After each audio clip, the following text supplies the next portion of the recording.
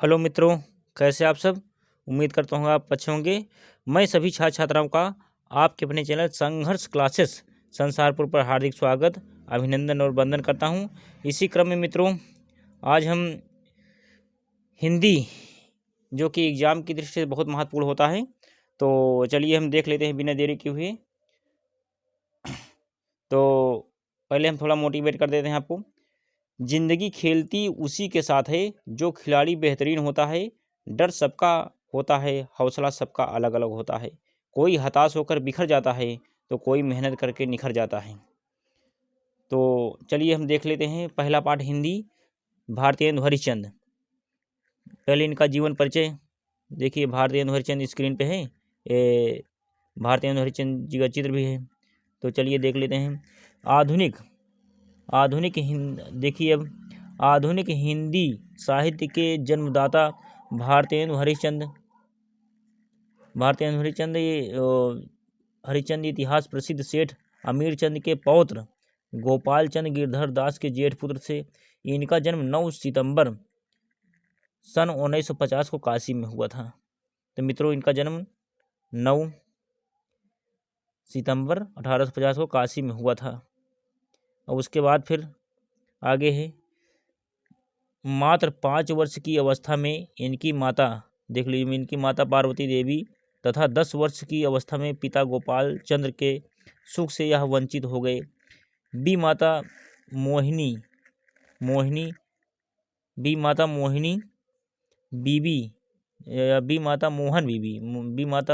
बीबी का इन पर विशेष प्रेम न होने के कारण इनके पालन पोषण का भार काली कदमा दाई और तिलकधारी नौकर पर था। पिता की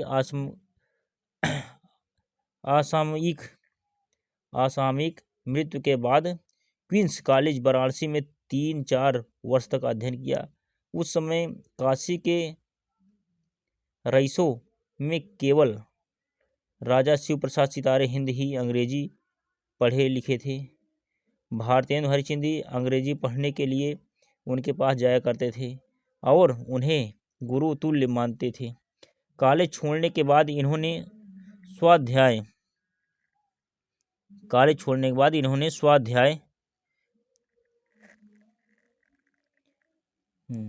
द्वारा हिंदी संस्कृत अंग्रेजी मराठी गुजराती बांग्ला मारवाड़ी उर्दू पंजाबी आदि भारतीय भाषाओं का ज्ञान प्राप्त किया। 13 वर्ष की अल्प अवस्था में इनका विवाह काशी के रईस लाला गुलाब राय की पुत्री मन्ना देवी से हुआ। इनके 2 पुत्र और 1 पुत्री थी। पुत्रों की बाल्यावस्था में ही मृत्यु हो गई थी, जबकि पुत्री विद्यावती सुशिक्षिता थी। भारतेंदु जी ने अनेक स्थानों पर यात्राएं की। अब देखिए इसके बाद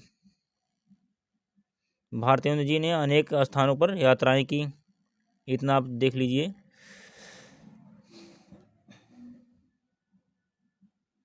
अनेक यात्राएं की। ऋण लेने की आदत भी इन पर पड़ गई। ऋणग्रस्तता, कौटुंबिक मान परिवार तथा अन्य सांसारिक चिंताओं सहित क्षय रोग से पीड़ित भारतेंदु जी का निधन 6 जनवरी 1885 ईस्वी को 34 वर्ष की अवस्था में हो गया। भारतेंदु जी ने हिंदी साहित्य की जो समृद्धि की वह सामान्य व्यक्ति के लिए असंभव है। ये व्यक्ति नाटक, निबंध लेखक, संपादक, समाज सुधारक कुछ भी थे। हिंदी साहित्य के तो ये जन्मदाता समझे जाते हैं। और उसके बाद फिर देखो, ये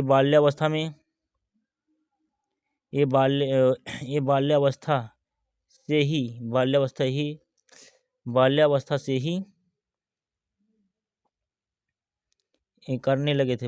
इनकी प्रतिभा प्रभावित होकर 1800 में पंडित रघुनाथ दास 18 अवस्था से ही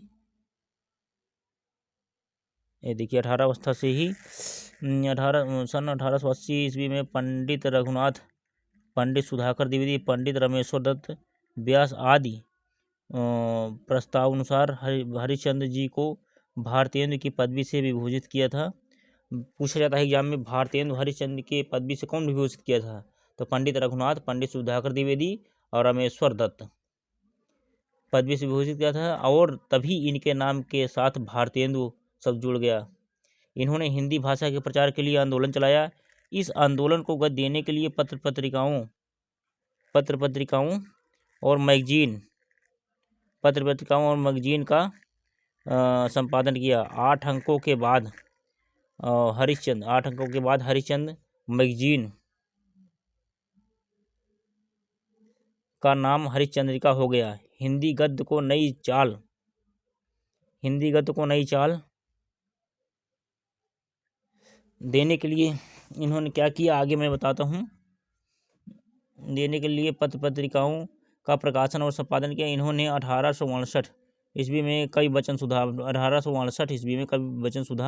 तथा सन 1873 ईस्वी हरिश्चंद्र मैगजीन का संपादन किया। 8 अंकों की मैगजीन का नाम हरिश्चंद्र चंद्रिका हो गया। हिंदी गद्य को नई चाल में ढालने का श्रेय हरिश्चंद्र चंद्रिका को ही है।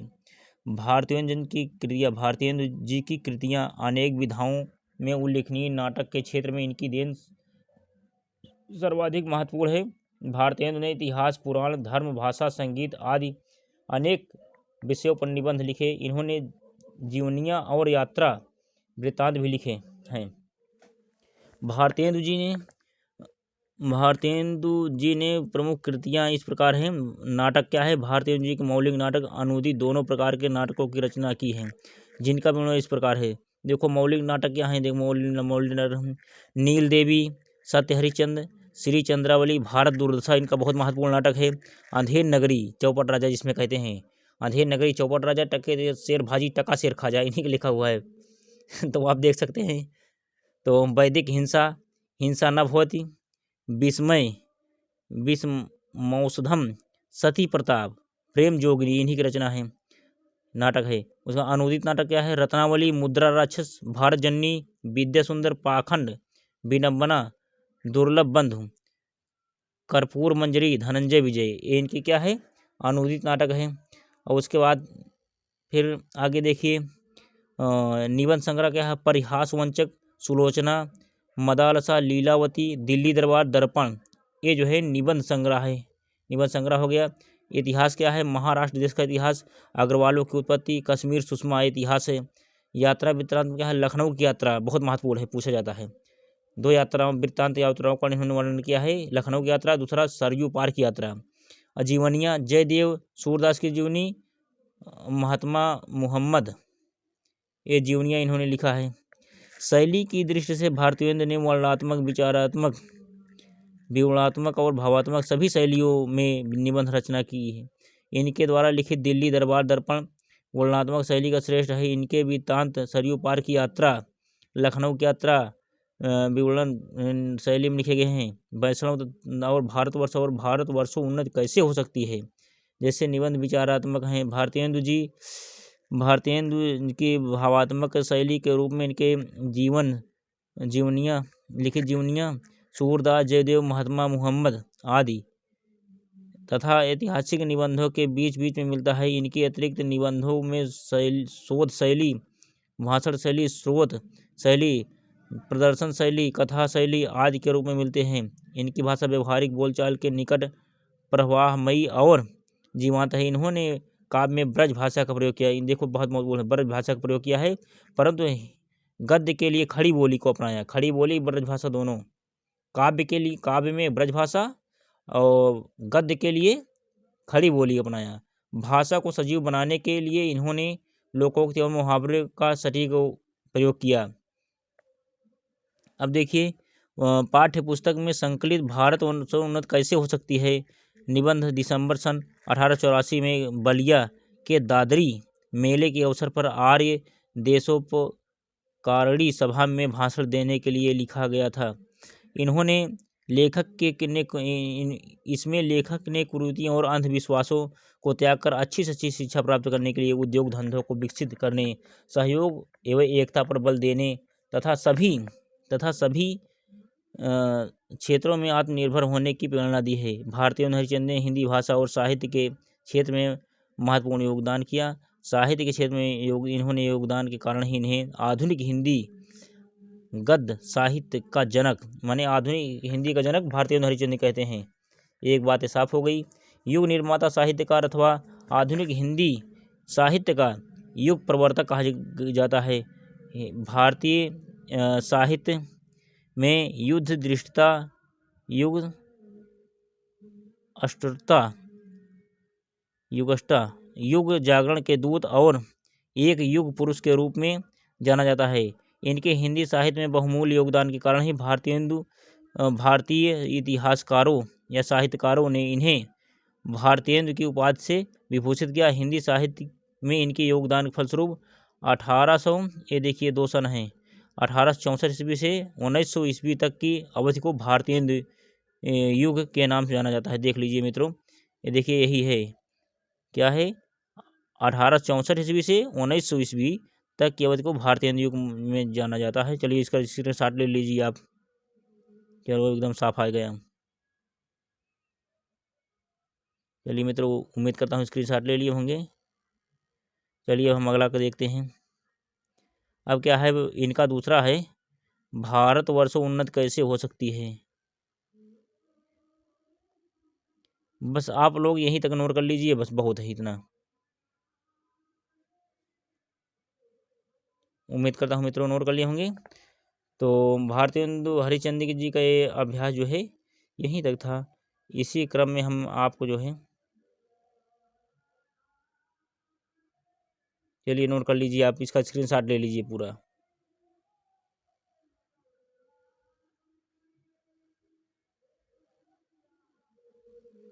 उम्मीद करता हूँ मित्रों नोट कर लिए होंगे।